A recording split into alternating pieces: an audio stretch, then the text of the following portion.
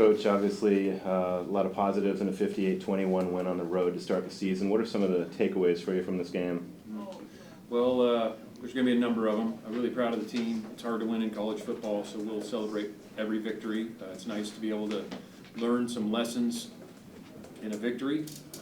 There's going to be a lot to learn. I think guys stepping up when some people got dinged up early in the game. It was great to see that. We played a lot of people on both, really in every phase, offense, defense, and special teams. So seeing that number of the different jersey numbers running out there and contributing in a victory was really big. Offensively, to run the ball really efficiently and hit some big runs, opens up some things. And it was, I think, offensively, the story of the day was really, the self-inflicted wounds were kind of the things that would stall us out, whether it was a procedure penalty or a missed block on the perimeter or something like that. But we moved the ball well, put it in the end zone. There's still points left out there, we feel like, but overall proud of that group. Defensively, really, it's the two explosive passes. The first one's a miscommunication on something we'd seen a number of times at players and defense. We were all feeling that one because it was something we had worked. So we got to clean that up. And the second one was a technique error, hit the big play over the top. So if we can eliminate the X plays, which is easier said than done, but then you're probably playing a pretty dang good game on defense. Special teams, let the guys ran down and covered. Our kickoff, we got to shore up. PAT field goal, we got to continue to work. But it was good to get those reps. Okay, I do want to make sure everybody on the Zoom can hear okay, Coach Wilcox? Okay, great. We'll go to, what's your name, sir? Skylar Dixon with the AP. We'll go Skylar with the AP in the room. Go ahead, Skylar. Justin, what's it been like going through preseason camp with the uncertainty of the conference thing, and how does it kind of help to know what the future holds there? Yeah, it's significant. And we pay attention to it, but the team, we don't have a lot of control over any of that. What we can control is practice and performing. And so we really focused on that. And even when the news broke about the ACC, I think everybody it was good news, but we talked about it for about 7 seconds because we live in this world, week to week on focusing on our opponents, and that does not downplay the significance. It's incredibly important, and there's going to be more to come in the coming days, weeks, months on that process and what it's going to look like and the planning and how we're going to compete at a high level and succeed there. But those discussions will be had at another time. Right now, we're focused on here. And one quick follow-up, you mentioned not thinking about it much yesterday, but I think one of the Zooms that was going on, y'all were at the Cowboys going through practice to get ready. What was yesterday like just for you guys overall? Well, we came down a day early, so we got here on Thursday. Yesterday we had meetings, we had a walkthrough right there at the Star. It's a great facility, had a great walkthrough, had a bunch of meeting time yesterday, kind of got on our body clocks right. I thought the guys did a really good job, handled it really well. So it was beneficial and excellent setup over there. Beautiful facility. It became obvious throughout fall camp that you had 3 viable quarterbacks, and obviously you could see that today with Sam going down early. What are some of your early thoughts on Ben Finley's performance today? Yeah, I thought he did a great job, and it's not surprising. We're not surprised that Ben went out there and did what he did. He was very confident, threw the ball well, was accurate. A couple decisions I'm sure he'd like to have back, but Ben's a competitor, and I thought he did a good job. So, it wasn't lip service what we were saying all fall camp. That was legit. And Sam did a heck of a job today. Unfortunately got a little dinged up. Sam's going to help our team. And we'll see kind of how quickly he can come back. And everybody knew about Jaden Ott coming into the game as a running back threat, and he really showed what he could do today with 2 long TD runs. But not so many people know about Isaiah Fonze. He set the record at Montana State for career yardage, and he really showed power and balance. He does. He's on his feet and he's strong. He's the vet of the group. I mean, he's played a lot of football, as you mentioned. Career leader at Montana State. He's a good football player. Very steady character, man. Too. He's a worker. Shows up every day. Doesn't say a whole lot. They call him Grandpa. He looks a little older than the rest of the guys. But everybody was really excited when he got in there and did what he did. But we expected to do that. How does it fire up a team when a guy just refuses to go down for a touchdown run like he I had? think you can feel it. I mean, you feel it in the stands. So you can only imagine how it feels to his teammates, just showing that, perseverance, commitment, not going down, gets everybody energized. But the plan was to play Ben even if, regardless of whether Sam got hurt or No. Sam came in as a starter. He earned the right during camp to do that. But as we've been talking, I mean, it was very, very competitive, and Ben did a heck of a job. And so Ben's a good quarterback. I think Fernando can do some good things. And Sam, up until that point, you saw, I think early on the first drive, we had, was a run touchdown on the skinny post he threw. I mean, it was a dart. He can throw the ball, and then he had to reverse the field. Kind of looks like he's maybe going to get tackled for a 7 or 8 yard loss, and then he's breaks away and gets over to the sideline, turns into an 8 yard gain. Those things are hard to you don't coach those things. But unfortunately, he got dinged up, and then Ben Finley came in and just commanded the offense. Okay, is there anybody else in the room that has a first round question? Okay, we'll go to our chat on Zoom. We'll start with Jeff Ferrato. Go ahead, Jeff. Make sure to speak up. Justin, you referred a couple of times to Sam getting dinged up. Can you tell us what the nature of his injury is and what you know about it so far? Yeah. Do you have any prognosis for when he might return?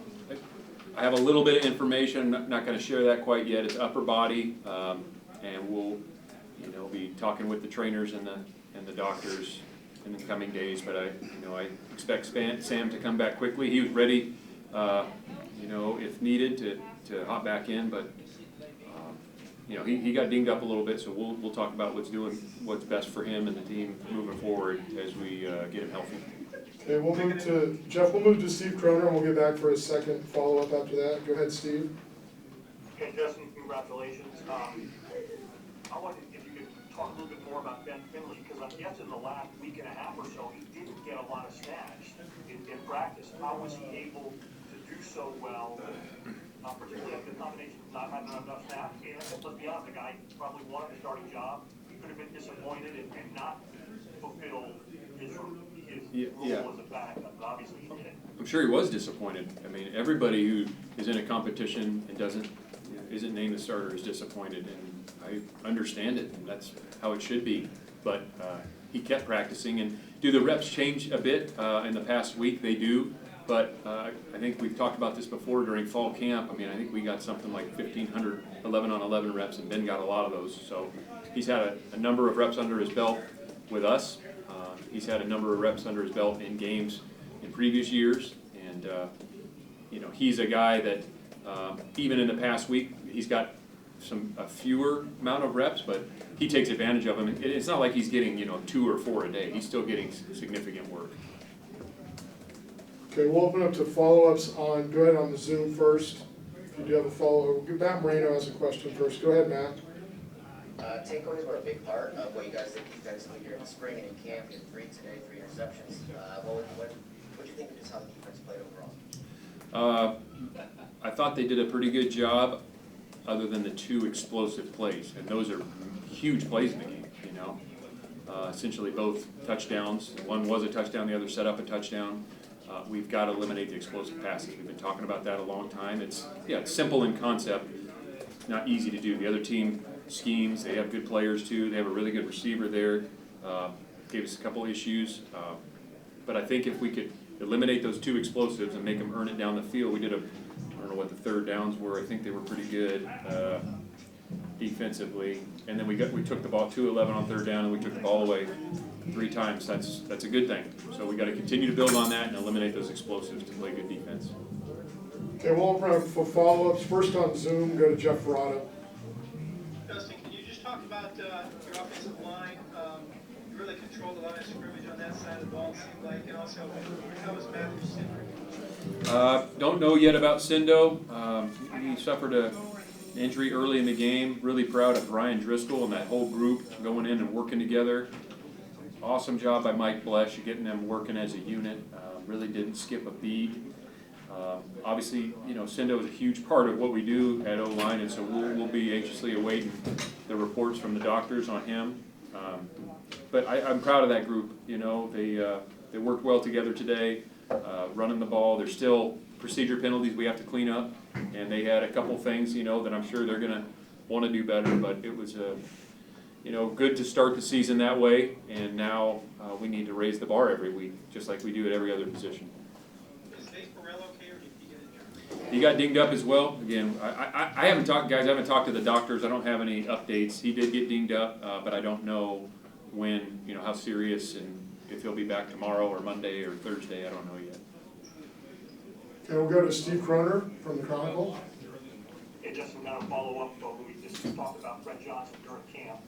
Did you take a moment to kind of appreciate the fact that Fred Johnson was on the field playing for the California Golden Bears? Yeah, I think, you might correct me here. Did he, cause the holding on the second play? Yeah. Brett? Yes, that's Yeah, correct. yeah, that's what I thought. So the second play of the game, they had a little quarterback scramble draw built in, and the guy had to hold him. So he doesn't make the tackle, and it doesn't go in the stat sheet, but the ball goes backwards, 10 yards, because, you know, he's a hard guy to block. So, yeah, at that moment, I mean, in warm-ups, I love seeing number 90 out there. And when we take the field on defense, I love watching number 90 jog out there, as does everybody else on our team. And then the second play of the game, he forces a holding call, and then we get off the field in 3 plays, and, you know, the offense went down and scored. So you better believe it. We're all kind of internal fist pump. Okay, we'll go back to Jeff Ferrado. Go ahead, Jeff. And Justin, you mentioned Mike Flesh. Talk about just Jake Spavital's offense today overall, 669 yards. Most points Cal has scored in a game since 2015. You must have just been real pleased why this is sort of what you hopefully envisioned, right? Yes, and we expected to come out and play well. And listen, if you're on the headsets on offense during the game, you know, this is not one of those situations where Spav and everybody on offense patting each other on the back. This is, well, we just, you know, gave up this. We need to do that better. You know, here's a penalty. We stopped ourselves on that drive. So it's great, as I mentioned before, to learn some of these lessons and demand more. This needs to be the floor, you know, for all of us. Now, to say you're going to get 95 plays and 670 yards every week, I don't know if that's realistic, but we have some good players. We felt like we matched up well, that we should be able to move the ball on them, and we did. And I'm really, you know, Spav and that whole side of the ball, all those coaches and all those players that contributed today, was just awesome, and appreciate all those guys. It's a big day for them. Anybody with a final question for Coach? Okay, thank you, everybody. Thanks. We'll have others here shortly.